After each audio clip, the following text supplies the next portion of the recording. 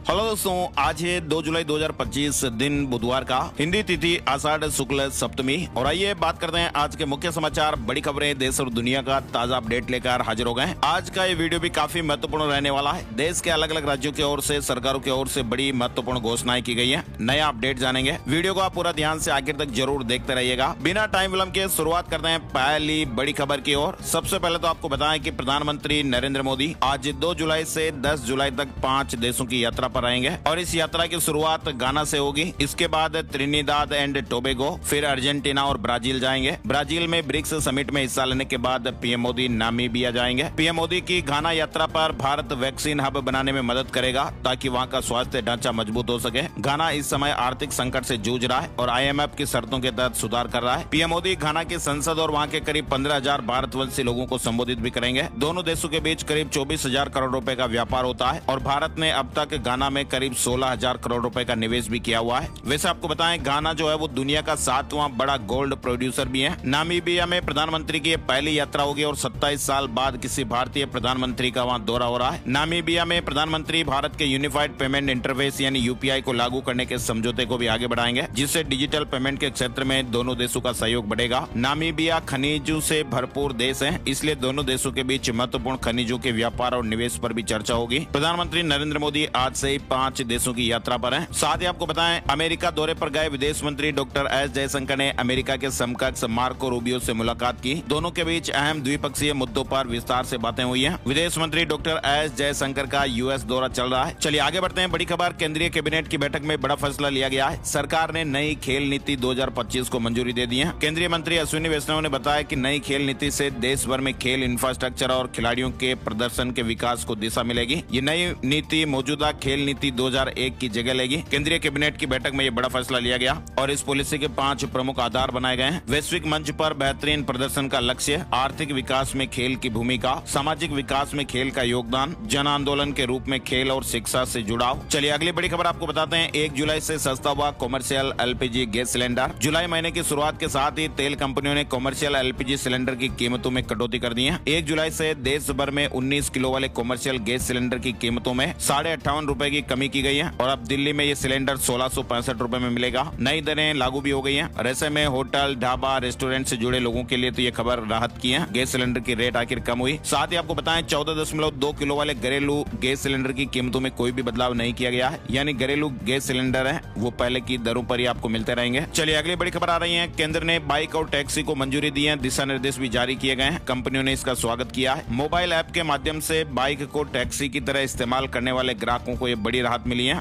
केंद्र सरकार ने बाइक टैक्सी को मंजूरी दे दी है। हालांकि राज्य सरकारों की मंजूरी भी जरूरी होगी। फिलहाल रैपिडो, उबर और ओला जैसी बाइक टैक्सी प्लेटफॉर्म के लिए तो ये बहुत बड़ी राहत की खबर है और कंपनियों ने इस नए फैसले का स्वागत भी किया है। यानी केंद्र सरकार ने बाइक टैक्सी को ये मंजूरी दी। सरकार ने 1 जुलाई को मोटर वाहन एग्रीगेटर दिशा निर्देश 2025 जारी कर दिए और इसमें निजी यानी गैर परिवहन बाइक को भी यात्री सेवा के लिए उपयोग करने की अनुमति दी गई है। दिशा निर्देशों में यह कहा गया कि इस पहल से न केवल ट्रैफिक जाम और प्रदूषण को कम करने में मदद मिलेगी, बल्कि लोगों को सस्ता परिवहन विकल्प भी उपलब्ध होगा। साथ ही हाइपर लोकल डिलीवरी सेवाओं को बढ़ावा मिलेगा और नए रोजगार के अवसर भी पैदा होंगे। चलिए अगली बड़ी खबर देखिए। डोनाल्ड ट्रंप ने कहा कि सब्सिडी बंद की तो एलन मस्क को अफ्रीका लौटना पड़ेगा, दुकान बंद हो जाएगी, फिर न कार बनेगी न सैटेलाइट लॉन्च होंगे। कुल मिलाकर अमेरिकी राष्ट्रपति डोनाल्ड ट्रंप ने मंगलवार को टेस्ला के CEO एलन मस्क पर यह तंज कसा है। उन्होंने कहा कि अगर मस्क को मिलने वाली सब्सिडी बंद हो जाए तो उनको अपनी दुकान यानी कंपनी बंद करके दक्षिण अफ्रीका लौटना पड़ेगा। डोनाल्ड ट्रंप ने कहा कि सब्सिडी बंद होने से न तो टेस्ला इलेक्ट्रिक कार का प्रोडक्शन कर पाएगी और न ही SpaceX के रॉकेट सैटेलाइट लॉन्च होंगे। डोनाल्ड ट्रंप ने यह भी दावा किया कि एलन मस्क को सरकारी सब्सिडी के तौर पर इतना पैसा मिला है जितना शायद किसी और को नहीं मिला। चलिए अगली बड़ी खबर देखिए। भारत के हर व्यक्ति पर औसतन 4,80,000 रुपए का कर्ज है। मार्च 2023 में ये 3,90,000 रुपए था और बीते 2 साल में इसमें 23% की बढ़ोतरी हुई है, यानी कि हर भारतीय पर औसतन 90,000 रुपए का कर्ज और बढ़ गया है। ये बात हम नहीं कह रहे हैं। रिजर्व बैंक ऑफ इंडिया यानी RBI ने जून 2025 की फाइनेंशियल स्टेबिलिटी रिपोर्ट में जानकारी दी है। कर्ज बढ़ने का मतलब ये हुआ कि लोग अब पहले से ज्यादा उधार ले रहे हैं, जैसे home loan, personal loan, credit card का बकाया और अन्य रिटेल लोन शामिल हैं। आरबीआई के मुताबिक भारत के कुल जीडीपी का 42% कर्ज है। डोमेस्टिक लोन अभी भी दूसरी उभरती हुई अर्थव्यवस्थाओं से कम है। रिजर्व बैंक ने यह कहा कि इस कर्ज से फिलहाल कोई बड़ा खतरा नहीं है। ज्यादातर कर्ज लेने वाले लोग बेहतर रेटिंग वाले हैं और वे कर्ज चुकाने में सक्षम है। चलिए अगली बड़ी खबर देखिए। कोलकाता गैंगरेप से जुड़ा अपडेट है। तीनों आरोपियों के डीएनए सैंपल लिए गए हैं। वहीं पुलिस को यह शक है कि प्लानिंग के बाद ये वारदात की गई। पुलिस ने यह भी चेतावनी दी है कि अगर पीड़ित लड़की की पहचान उजागर की तो फिर एक्शन लिया जाएगा। वहीं मुख्य आरोपी और 2 अन्य आरोपियों को सस्पेंड कर दिया गया है। अलीपुर कोर्ट ने तीनों की पुलिस हिरासत 8 जुलाई तक बढ़ा दी है।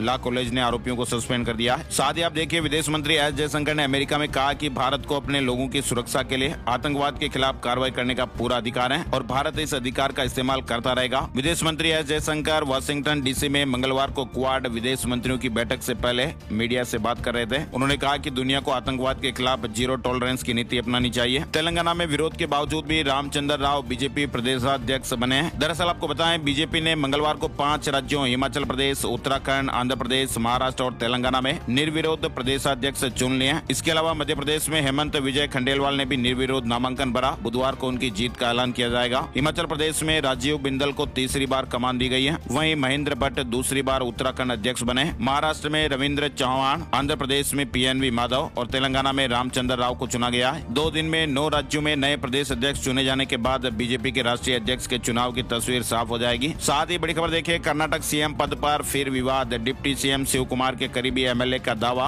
100 विधायक साथ हैं। वहीं खड़गे ने कहा कि सीएम बदलने का फैसला आलाकमान करेगा। कर्नाटक कांग्रेस में मुख्यमंत्री पद को लेकर अंदरूनी खींचतान तेज हो गई है। इसी बीच कांग्रेस नेता और कर्नाटक प्रभारी रणदीप सिंह सुरजेवाला बेंगलुरु दौरे पर पहुंचे हैं और पार्टी विधायकों के साथ लगातार मीटिंग भी कर रहे हैं। Deputy CM DK Shiv Kumar के करीबी विधायक इकबाल हुसैन ने यह दावा किया कि करीब 100 विधायक मुख्यमंत्री बदलने के पक्ष में। अगर अब बदलाव नहीं हुआ तो 2028 का चुनाव कांग्रेस नहीं जीत पाएगी। चलिए बड़ी खबर, थाईलैंड में कोर्ट ने प्रधानमंत्री को पद से हटाया। थाईलैंड के संवैधानिक न्यायालय ने पीएम सिनावात्रा को उनके पद से सस्पेंड कर दिया है। उन पर आरोप है कि उन्होंने कंबोडिया के नेता हुन सेन से फोन पर बातचीत की थी और इस बातचीत में उन्होंने थाई सेना के कमांडर की आलोचना की थी और इसे थाईलैंड में गंभीर मामला माना जाता है क्योंकि सेना का वहाँ काफी प्रभाव है और इस बातचीत के वहाँ लीक हो जाने के बाद देश भर में वहाँ गुस्सा फैल गया था। कोर्ट ने 7-2 के अंतर से पीएम को पद से हटाया। कोर्ट ने कहा कि अब उनके खिलाफ शिकायत की जांच की जाएगी और अगर वे दोषी पाई गई तो फिर हमेशा उनके लिए उन्हें पद से हटाया जा सकता है। चलिए अगली बड़ी खबर, सुप्रीम कोर्ट ने ऐतिहासिक फैसला सुनाया है। सुप्रीम कोर्ट में SC/ST कैटेगरी के लिए कर्मचारियों की सीधी भर्ती और प्रमोशन को लेकर यह ऐतिहासिक फैसला आया है। कर्मचारियों की सीधी भर्ती और प्रमोशन में रिजर्वेशन की औपचारिक नीति लागू की गई है। 24 जून को सुप्रीम कोर्ट के सभी कर्मचारियों को जारी एक सर्कुलर में इस फैसले की जानकारी दी गई। यानी सुप्रीम कोर्ट में पहली बार SC/ST रिजर्वेशन नीति लागू। इस व्यवस्था के लागू हो जाने के बाद में सुप्रीम कोर्ट में स्टाफ की सीधी भर्तियों और प्रमोशन में SC कैटेगरी के लिए 15% और ST कैटेगरी के लिए 7.5% पद रिजर्व होंगे और ये व्यवस्था 23 जून 2025 से प्रभावी हो गई है। यहाँ पर यह बात साफ कर दें कि ये रिजर्वेशन जजों के लिए नहीं है बल्कि ये नीति रजिस्ट्रार, वरिष्ठ निजी सहायक लाइब्रेरियन, जूनियर कोर्ट असिस्टेंट और चेंबर अटेंडेंट जैसे कई पदों पर लागू होगी। चलिए बड़ी खबर देखिए, एम्प्लॉयमेंट लिंक्ड इंसेंटिव स्कीम को सरकार की मंजूरी। इसमें फ्रेशर्स को नौकरी देने पर कंपनी और कर्मचारी दोनों को फायदा होगा। सरकार एम्प्लॉयमेंट लिंक्ड इंसेंटिव स्कीम यानी ELI शुरू करने जा रही है। भारत सरकार ने 23 जुलाई 2024 को यूनियन बजट 2024-25 में इस स्कीम की घोषणा की थी और 1 जुलाई को कैबिनेट ने मंजूरी दे दी है। एम्प्लॉयमेंट लिंक्ड इंसेंटिव स्कीम का सीधा सा मतलब यह है कि सरकार उन कंपनियों और बिजनेस को पैसे देगी जो ज्यादा से ज्यादा लोगों को नौकरी देंगे। चलिए बड़ी खबर, जून में सरकार ने 1.85 लाख करोड़ GST वसूल किया है। पिछले साल की तुलना में ये 6.2% बढ़ा है। वहीं आप देखिए, रेल यात्रियों से जुड़ी बड़ी काम की खबर, भारतीय रेलवे ने नया super app rail one launch किया है और यह ऐप सभी पैसेंजर सर्विसेज को एक ही प्लेटफॉर्म पर सारी सुविधाएं देने के उद्देश्य से लाया गया है। यानी आप इस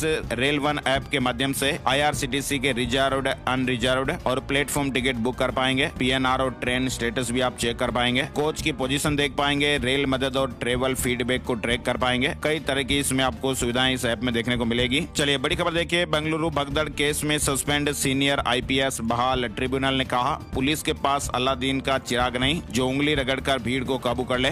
बेंगलुरु भगदड़ केस में सस्पेंड IPS विकास कुमार को मंगलवार को सेंट्रल एडमिनिस्ट्रेटिव ट्रिब्यूनल यानी CAT ने बहाल कर दिया है। CAT ट्रिब्यूनल ने कहा कि हादसे के लिए रॉयल चैलेंजर्स बेंगलुरु यानी RCB जिम्मेदार हैं। CAT ने यह भी कहा कि पुलिस भगवान या कोई जादूगर नहीं है। पुलिस को व्यवस्था करने के लिए पर्याप्त समय नहीं दिया जाता तो उससे भारी भीड़ को नियंत्रित करने की उम्मीद नहीं की जा सकती। बताया गया कि RCB ने विक्ट्री परेड से पहले पुलिस से परमिशन नहीं ली। अचानक सोशल मीडिया प्लेटफॉर्म पर जानकारी पोस्ट की, जिसके चलते वहां भारी भीड़ इकट्ठी हो गई और 5 लाख लोगों की भीड़ इकट्ठा करने के लिए फ्रेंचाइजी जिम्मेदार हैं। चलिए बड़ी खबर देखिए। जंगी जहाज तमाल भारतीय नौसेना में शामिल। ब्रह्मोस मिसाइल से ये लैस हैं, रडार की पकड़ से बाहर हैं, पाकिस्तानी सीमा की निगरानी करेगा। भारतीय नौसेना को सबसे आधुनिक स्टील्थ फ्रिगेट INS तमाल मिल गया है। INS तमाल को रूस के कैलिनिनग्राड में कमीशन किया गया। आपको बताएं ये तमाल रूस से मिला 8वां और तुसील क्लास की दूसरी वॉरशिप है और ये 2016 में हुए भारत रूस रक्षा समझौते का हिस्सा है। चलिए बड़ी खबर देखिए। अमेरिका जैसा बंकर मिसाइल बना रहा भारत। अग्नि 5 के 2 नए वर्जन तैयार होंगे। 7,500 किलो वारहेड ले जाने, 100 मीटर गहराई तक वार करने में सक्षम। DRDO inter continental ballistic missile अग्नि 5 के 2 नए वर्जन तैयार कर रहा है। स्पेन में हीट वेव से 60 साल का रिकॉर्ड टूट गया है। तापमान 46 डिग्री पहुंचा। यूरोप के कई देश इस वक्त भीषण हीट वेव की चपेट में है। स्पेन में सबसे ज्यादा गर्मी है। वहां के ज्यादातर इलाकों में 29 जून को तापमान 46 डिग्री सेल्सियस दर्ज किया गया, जो कि देश का अब तक का वहां का सबसे गर्म दिन रहा। स्पेन के साथ ही France, Austria, Belgium,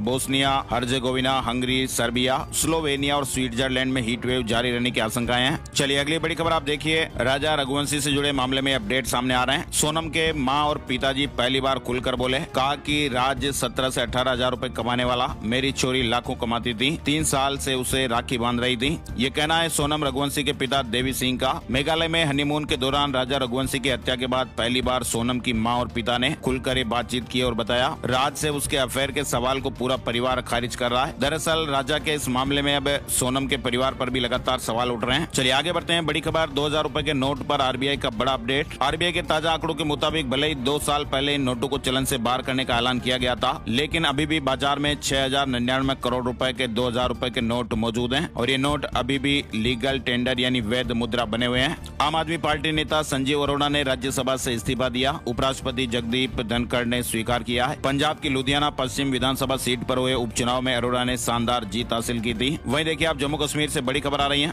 Jammu Kashmir के उपराज्यपाल मनोज सिन्हा ने आतंकवाद पीड़ित परिवारों को हर संभव मदद देने का ऐलान किया है। उन्होंने पीड़ित परिवारों को नौकरी मुद्रा योजना के तहत लोन और उनकी जब्त संपत्ति वापस दिलाने का आश्वासन दिया है। उन्होंने हाई लेवल मीटिंग में अधिकारियों को दबाए गए मामलों की फिर से जांच और दोषियों को सजा दिलाने के भी निर्देश दिए हैं। मंगलवार को बैठक हुई। और भारतीय क्रिकेटर मोहम्मद शमी को अलग हो चुकी अपनी पत्नी को गुजारा भत्ता देना होगा। कलकत्ता हाईकोर्ट ने आदेश में कहा कि शमी को अपनी अलग हो चुकी पत्नी हसीन जहां और बेटी को प्रति महीने 4 लाख रुपए का गुजारा भत्ता देना होगा। आपको बताएं शमी और हसीन जहां के बीच लंबे समय से कानूनी विवाद चल रहा है। पंजाब नेशनल बैंक ने सेविंग बैंक खाताधारकों को बड़ी खुशखबरी दी है। बैंक ने सभी सेविंग अकाउंट में मिनिमम एवरेज बैलेंस न रखने पर दंडात्मक शुल्क खत्म कर दिया है और बैंक का ये नियम 1 जुलाई से लागू भी हो गया है। और इस पहल से विशेष रूप से महिलाओं, किसान और निम्न आय वाले परिवारों के लोगों के लिए अच्छी खबर है। यानी इस फैसले से मिनिमम एवरेज बैलेंस मेंटेन करने की दिक्कत नहीं रहेगी। चलिए दिल्ली में महिलाओं की भी नाइट शिफ्ट लग सकेगी। राष्ट्रीय राजधानी दिल्ली में महिला कर्मचारियों को नाइट शिफ्ट में भी काम करने की इजाजत देने के लिए नियमों में जरूरी बदलाव करने के निर्देश जारी किए गए हैं। हालांकि इसके लिए महिला कर्मचारियों की सहमति लेना जरूरी होगा। दिल्ली के व्यापारियों के लिए भी एक और खुशखबर आने वाली है। सरकार फैक्ट्री लाइसेंस में भी बदलाव करेगी और MCD से अधिकार वापस लिए जाएंगे। चलिए बड़ी खबर देखिए। संत प्रेमानंद के प्रवचन से प्रभावित है मध्य प्रदेश का एक युवक घर छोड़कर वृंदावन पहुंचा। 12वीं में बच्चे के 94% अंक है और CA का छात्र है। खबरें चल रही है जिसमें कहा जा रहा है कि मध्य प्रदेश का लक्ष्य शिवहरे नामक एक युवक संत प्रेमानंद के सत्संग से प्रभावित होकर वृंदावन चला गया। परिजनों ने गुमशुदगी दर्ज कराई है और पुलिस युवक की तलाश कर रही है। आपको बताएं लक्ष्य 12वीं में होशियार था, मेधावी छात्र था और CA की पढ़ाई कर रहा था। कहा जा रहा है कि संत प्रेमानंद के प्रवचनों से प्रेरित होकर उसने घर छोड़ दिया। फिलहाल पुलिस और परिवार वृंदावन के आश्रमों में उसकी तलाश कर रहे हैं। खबर है कि मध्य प्रदेश के शिवपुरी वर्मा कॉलोनी निवासी दीपक शिवहरे का 19 वर्षीय पुत्र लक्ष्य शिवहरे 7 जून को सुबह 4 बजे परिजनों को बिना बताए गोपाल जी की मूर्ति को साथ लेकर वृंदावन के लिए निकल गया। घर में नहीं मिला। आसपास और दोस्तों के यहाँ तलाश की गई। फिर पुलिस थाने में शिकायत दर्ज कराई गई। जब पुलिस ने तलाश तेज की और CCTV कैमरे खंगाले गए और मध्य प्रदेश से मथुरा के लिए चलने वाली बस के चालक और परिचालक से पूछताछ की गई तो ये पता चला कि वह मध्य प्रदेश से वृंदावन आया है और अब वृंदावन के आश्रम में बेटे की तलाश की जा रही है। उसका मोबाइल नंबर भी बंद आ रहा है। मध्य प्रदेश से आने वाली बस के चालक ने पुष्टि की है कि युवक शिवपुरी से मथुरा आया है। चलिए अगली बड़ी खबर देखिए। हरियाणा में अब बेटी की शादी पर मिलेंगे 51,000। जी हाँ, हरियाणा के CM नायब सैनी ने गरीब और जरूरतमंद परिवारों की बेटियों की शादी पर दी जाने वाली राशि में बढ़ोतरी कर दी है। मुख्यमंत्री विवाह शगुन योजना के तहत अब कन्यादान पर 51,000 रूपए दिए जाएंगे। इससे पहले 41,000 रूपए सरकार की ओर से दिए जाते थे और इस निर्णय से 1,80,000 रूपए तक की वार्षिक आय वाले 16,65,000 परिवारों को सीधा फायदा मिलेगा। इस योजना का लाभ उठाने के लिए पात्र आवेदकों को शादी के 6 महीने के भीतर विवाह का रजिस्ट्रेशन कराना अनिवार्य होगा और पात्र परिवार shadi.idisa.gov.in पर शगुन के लिए ऑनलाइन आवेदन कर सकते हैं। हरियाणा में सर्टिफिकेट करेक्शन के लिए CET पोर्टल खुलेगा। सरकार ने हाईकोर्ट को बताया। दोबारा आवेदन वाली याचिका खारिज हो गई है। हरियाणा में कॉमन एलिजिबिलिटी टेस्ट यानी CET के आवेदन के लिए दोबारा पोर्टल नहीं खुलेगा। इसको लेकर दायर याचिका मंगलवार को पंजाब एवं हरियाणा हाईकोर्ट ने खारिज कर दी है। जिन कैंडिडेट्स ने सर्टिफिकेट एग्जाम की लास्ट डेट से पहले अप्लाई किया, इन उम्मीदवारों के लिए रजिस्ट्रेशन पोर्टल करेक्शन के लिए खोला जाएगा, जिससे वे अपना सर्टिफिकेट करेक्ट कर पाएंगे। आपको बताएं, इसमें 13.5 लाख से ज्यादा युवाओं ने आवेदन किया है। वहीं देखिए आप, हरियाणा में 46,43,000 परिवारों के लिए जरूरी अपडेट है। हरियाणा में BPL परिवारों को महंगाई का झटका लगा है। अब BPL परिवारों को हर महीने सरसों का 2 लीटर तेल 100 रुपए में मिलेगा। पहले इसकी कीमत 40 रुपए थी। प्रदेश में कुल 46,43,257 BPL परिवार हैं। मंगलवार को खाद्य एवं आपूर्ति विभाग ने इसको लेकर एक आदेश भी जारी किया। बड़ी खबर में देखिए, पंजाब हरियाणा हाईकोर्ट से केंद्रीय कर्मचारियों को राहत। नॉन फैमिली स्टेशन पर ट्रांसफर हुआ तो फिर मिलेगा 3 साल तक क्वार्टर। केंद्र सरकार की याचिका खारिज हो गई है। पंजाब और हरियाणा हाईकोर्ट ने साफ कहा कि अगर कोई केंद्रीय कर्मचारी को नॉन फैमिली स्टेशन यानी जहां पर परिवार नहीं रह सकता वहां पर अगर ट्रांसफर किया जाता है तो हर ट्रांसफर के बाद 3 साल तक सरकारी क्वार्टर कम किराए पर रख सकता है। चंडीगढ़ में बिजली उपभोक्ता बढ़वा सकेंगे लोड। 31 जुलाई तक आवेदन करें, पेनल्टी नहीं लगेगी, टेस्ट रिपोर्ट की जरूरत भी नहीं रहेगी। साथ ही आप देखिए, पंजाब में मेडिकल कॉलेजों के इंटर्न की सैलरी बढ़ गई है। 15 की जगह 22,000 रुपए मिलेंगे। स्वास्थ्य मंत्री से मीटिंग में बड़ा फैसला हुआ, हड़ताल खत्म हो गई है। पंजाब सरकार जुलाई से सितंबर तिमाही के दौरान करीब 8,500 करोड़ रुपए का नया कर्ज लेने जा रही है। ये कर्ज भारतीय रिजर्व बैंक की मंजूरी के अधीन होगा और बाजार से जुटाया जाएगा। चलिए अगली बड़ी खबर देखिए, मध्य प्रदेश से जबलपुर से। जबलपुर में एक रिटायर्ड अफसर से साइबर ठगों ने मनी लॉन्ड्रिंग और गिरफ्तारी का डर दिखाकर 59 लाख रुपए ठग लिए। खुद को क्राइम ब्रांच अधिकारी बताने वाले कॉलर ने कहा, आपके नाम से फर्जी ATM बनाकर करोड़ों का लेन देन हो रहा है और पुलिस जल्द ही घर पहुंचने वाली है। और ऐसे में इस धमकी से घबराकर अफसर ने अपनी पूरी रिटायरमेंट की रकम ठगों के बताए हुए खातों में ट्रांसफर कर दी और जब ठगी का एहसास हुआ तब कॉल आना बंद हो गया। फिलहाल साइबर टीम ने कार्रवाई करते हुए जयपुर से 2 ठगों को गिरफ्तार किया है, जो देश भर में डिजिटल गिरफ्तारी का झांसा देकर लोगों को लूटते थे। चलिए बड़ी खबर, मध्य प्रदेश के 75 छात्रों के दोबारा नीट UG एग्जाम पर स्टे लग गया। इंदौर हाई कोर्ट में NTA की अपील। इंदौर और उज्जैन के 75 स्टूडेंट्स के लिए दोबारा नीट UG की परीक्षा के आदेश पर अगली सुनवाई तक स्टे रहेगा। मंगलवार को हाई कोर्ट की इंदौर बेंच ने नेशनल टेस्टिंग एजेंसी की अपील पर यह सुनवाई की। अगली सुनवाई 10 जुलाई को होगी। मध्य प्रदेश में अंगदान देहदान करने वालों को गार्ड ऑफ ऑनर मिलेगा। परिवार का भी साल में 2 बार सम्मान होगा। सरकार ने आदेश जारी किए हैं। भोपाल में स्कॉलरशिप घोटाले से जुड़ी बड़ी खबर आ रही है। 40 संस्थानों ने 972 फर्जी छात्रों के नाम पर 57 लाख रुपए से ज्यादा निकाल लिए। भारत सरकार की अल्पसंख्यक छात्रवृत्ति योजना के तहत यह बड़ा घोटाला सामने आया है। छत्तीसगढ़ में प्राचार्यों के प्रमोशन पर रोक हट गई है। हाई कोर्ट ने माना राज्य शासन की प्रमोशन नीति सही है। पदोन्नति के खिलाफ दायर याचिकाएं खारिज हो गई हैं और छत्तीसगढ़ में प्राचार्यों की पदोन्नति का रास्ता साफ हो गया है। चलिए बिहार से बड़ी खबर, 35,000 से अधिक प्रधान शिक्षकों को जिला अलॉट हो गया है। पुराने आवंटन रद्द कर नए जिले दिए गए। साथ ही आपको बताएं, बिहार में नीतीश कैबिनेट की बैठक में 24 एजेंडों पर मोहर लगी है। सीतामढ़ी के पुनौरा धाम को अयोध्या की तरह पूरी तरह से विकसित करने के लिए एक बड़ी योजना बनाई गई है और इस काम पर करीब 883 करोड़ रुपए खर्चा आएगा। अगस्त में इसका शिलान्यास होगा। बिहार सरकार ने चुनावी वर्ष में छात्रों के लिए मुख्यमंत्री प्रतिज्ञा योजना को मंजूरी दी है और इसके तहत इंटर पास छात्रों को इंटर्नशिप के लिए प्रतिमाह 4,000 रुपए, ITI या डिप्लोमा धारकों को 5,000 रुपए और ग्रेजुएट युवाओं को 6,000 रुपए दिए जाएंगे। और यदि कोई छात्र अपने जिले से बाहर इंटर्नशिप करता है तो उसे 2,000 रुपए प्रतिमाह अधिकतम 3 महीने के लिए आजीविका सहयोग भी मिलेगा। बिहार से बाहर इंटर्नशिप करने पर 5,000 रुपए प्रतिमाह अतिरिक्त राशि दी जाएगी। कलाकारों को 3,000 रुपए की पेंशन योजना को भी स्वीकृति मिली है। बिहार राज्य के कलाकारों को 3,000 रुपए का मासिक पेंशन दिया जाएगा। किसान भाइयों के लिए भी कई योजनाओं की स्वीकृति दी गई है। झारखंड से बड़ी खबर आ रही है। झारखंड की 11वीं, 12वीं और 13वीं सिविल सेवा परीक्षा में अनियमितता की शिकायतों को गंभीरता से लेते हुए राज्यपाल संतोष कुमार गंगवार ने जांच के निर्देश दिए हैं। मौसम और मानसून से जुड़े अपडेट में देखिए, उत्तराखंड के पौड़ी में पहाड़ टूट गया। हिमाचल प्रदेश के मंडी में बादल फटा, घर गाड़ियां तक बह गई। पहाड़ी राज्य हिमाचल प्रदेश और उत्तराखंड में 3 दिन से तेज बरसात हो रही है। हिमाचल के मंडी में तो 4 जगहों पर बादल फटने की घटनाएं हुई। कुकला में पुल के साथ कई गाड़ियां बह गई। वहीं उत्तराखंड में कई जगहों पर लैंडस्लाइड की घटनाएं हुई हैं। प्रयागराज में भी गंगा यमुना में जलस्तर बढ़ गया। राजस्थान के 11 जिलों में आज भारी बारिश का अलर्ट है। मध्य प्रदेश के भोपाल समेत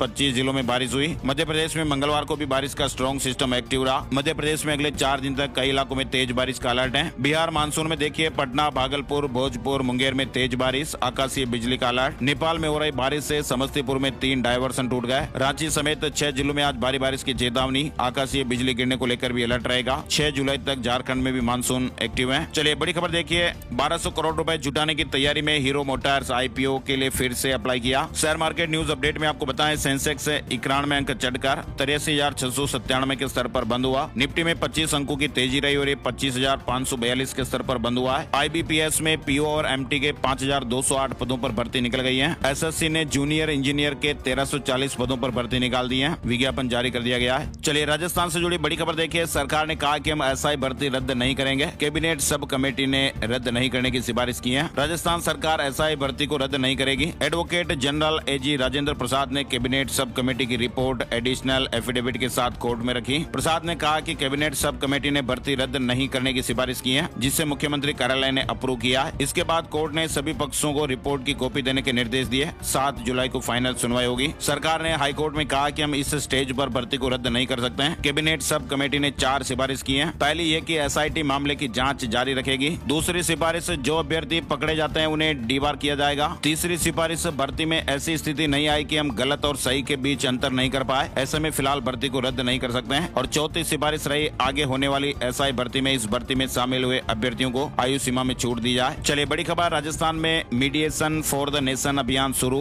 90 दिन तक चलेगा। वैवाहिक दुर्घटना, घरेलू हिंसा सहित अन्य विवाद मध्यस्थता से सुलझाए जाएंगे। सुप्रीम कोर्ट के निर्देशानुसार पूरे देश में मीडिएशन फॉर द नेशन अभियान की शुरुआत हुई है और ऐसे में राजस्थान में भी राज्य विधिक सेवा प्राधिकरण के नेतृत्व में यह अभियान चलाया जाएगा और कई तरह से जो मामले हैं उन्हें सुलझाने का प्रयास किया जाएगा, मध्यस्थता के माध्यम से हल करने का प्रयास किया जाएगा। राजस्थान में बनेगी देश की पहली बाल निगम सभा, 15 अगस्त को आयोजन होगा। राजस्थान राज्य शैक्षिक अनुसंधान प्रशिक्षण परिषद ने NMMS 2025 का परिणाम जारी कर दिया है। ये परीक्षा 19 जनवरी को आयोजित की गई थी और योग्य छात्रों को 12,000 रूपए सालाना छात्रवृत्ति दी जाएगी। राजस्थान बोर्ड के सप्लीमेंट्री एग्जाम के आवेदन शुरू हो गए। जयपुर में JDA के 756 प्लॉट की आज लॉटरी। जयपुर विकास प्राधिकरण यानी JDA की 3 आवासीय योजनाओं की लॉटरी आज यानी बुधवार को निकाली जाएगी। इन 3 योजनाओं में 756 प्लॉट भूखंड के लिए अब तक 80,423 आवेदन आए हैं। राजस्थान में गांव-गांव से जोड़ी जाएगी बैंकिंग, बीमा और पेंशन सेवाएं। 30 सितंबर तक अभियान चलेगा। मुख्य सचिव ने कलेक्टरों को निर्देश दिए हैं। केंद्र सरकार के वित्त सेवा विभाग के निर्देश पर 1 जुलाई से 30 सितंबर तक त्रैमासिक देशव्यापी वित्तीय समावेशन एवं सामाजिक सुरक्षा अभियान की शुरुआत की गई है और इस अभियान का मुख्य उद्देश्य ग्राम पंचायत स्तर पर बैंकिंग, बीमा और पेंशन जैसी आवश्यक वित्तीय सेवाओं की पहुंच सुनिश्चित करना है। पात्र नागरिकों को इन योजनाओं से जोड़ना है। हर ग्राम पंचायत में एक बार विशेष शिविर आयोजित किया जाएगा। बड़ी खबर है, भोपाल में खुलेगा रक्षा विश्वविद्यालय का कैंपस। गांधीनगर गुजरात स्थित राष्ट्रीय रक्षा विश्वविद्यालय RRU का कैंपस भोपाल में खुलेगा। उज्जैन शहर को बड़ी सौगात मिली है। मेडिकल कॉलेज में कैंसर मरीजों को